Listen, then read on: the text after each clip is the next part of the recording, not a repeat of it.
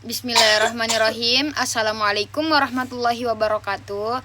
Perkenalkan, nama saya Ali Alisya, NIM 90500122008 dari Perbankan Syariah. Baik, saya akan menjelaskan materi analisis harta wajib, zakat dan implementasinya. Baik, langsung saja materi pertama. 1. Harta wajib zakat dalam nas. Zakat emas dan perak. Mukaddimah. Syarat Islam memandang emas dan perak sebagai harta yang potensial. Selain berfungsi sebagai perhiasan yang indah, emas juga berfungsi sebagai alat tukar dari masa ke masa. Dalam fikih, emas merupakan nilai harta yang diukur standar emas dan perak karena sifat emas sebagai harta yang jelas, bahkan disebut anak dain atau manina, mata uang yang merupakan alat ukur dan standar nilai. Imam Al-Ghazali berkata, siapa yang memiliki emas dan perak seolah-olah dimiliki damina ini, karena apapun dapat dibeli dengan emas dan perak dengan sifat harta emas dan perak yang merupakan alat ukur dan nilai tersebut. Harta emas dan perak menjadi salah satu objek zakat. B. Pengertian dan ilat zakat emas dan perak.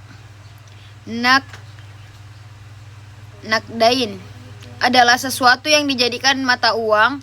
Pengertian tersebut merujuk pada ilat emas dan perak.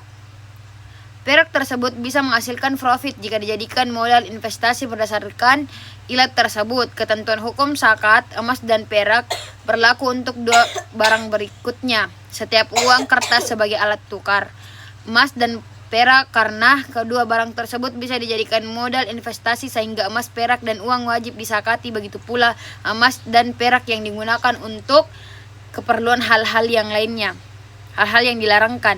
C. Fungsi emas dan perak. Pada masa awal perkembangan masyarakat, sistem barter atau mukaidah menjadi alternatif masyarakat saat itu untuk memahami kebutuhan mereka akan jasa dan barang. Misalnya, seseorang yang membutuhkan akan beras, maka ia menyiapkan komoditas lainnya seperti kurma dan menukarnya dengan beras. Seperti itulah terjadi dalam komoditas dan jasa yang lain. Akan tetapi karena sistem barter atau mukadiyah ini memiliki keterbatasan, diantaranya transaksi menjadi lambat dan nilai dari komoditas dan jasa yang tidak tetap.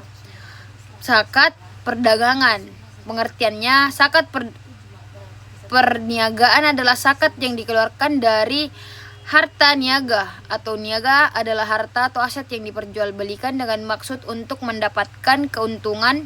Dengan demikian, dalam harta niaga harus dua motivasi, yaitu 1. Motivasi untuk berbisnis, 2. Motivasi mendapatkan keuntungan. Apabila tidak ada dua motivasi tersebut, maka tidak termasuk dalam harta atau aset niaga. Hal ini penting untuk diperhatikan dalam menghitung zakat perniagaan. Adalah perbedaan antara aset niaga dan bukan aset niaga. Jika termasuk aset niaga, maka harus disakati.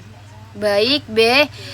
Ilat maltijaro. Ilat yang terkandung dalam aset niaga sebagai berikut. Harta wajib zakat adalah nama. Ilat ini berlaku dalam tijaro, bahkan lebih kental daripada zakat emas dan perak, karena tidak sekedar bisa dijadikan modal investasi sebagaimana emas dan perak tetap dalam aset niaga. Harta ini dikelola dan menghasilkan keuntungan. C. Landasan zakat tijaro.